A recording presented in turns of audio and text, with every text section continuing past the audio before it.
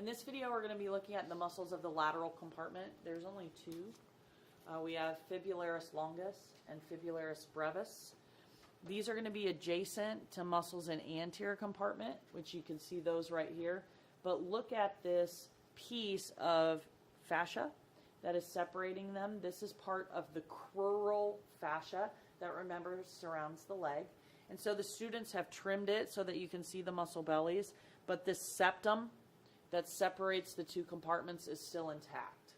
So you'll typically see this fibrous connective tissue septum separating anterior and lateral compartments from each other. Just like we've seen with other longus and brevis relationships, the longus is always superficial.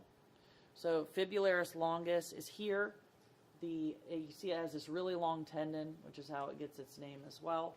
And it is going to take its origin from the head and the lateral superior shaft of the fibula, as we're on the lateral side here.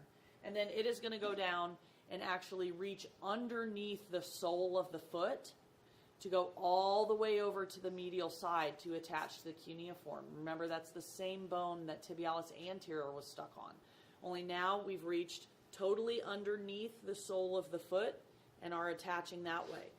The reason why we have that type of attachment is so when it shortens, it pulls the foot into eversion, which is taking the sole of the foot and pointing it laterally to oppose the invertive action of the other muscles that we're going to talk about. The innervation for this compartment is superficial fibular nerve for both of these muscles. And then you can see if I move this longus out of the way, the brevis muscle is deep to it. Trying to get my thumb underneath of it without flipping the tendon over.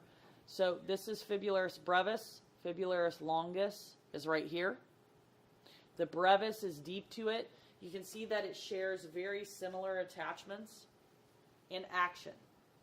So these guys are assisting one another in eversion of the foot, and they're both innervated by superficial fibular nerve.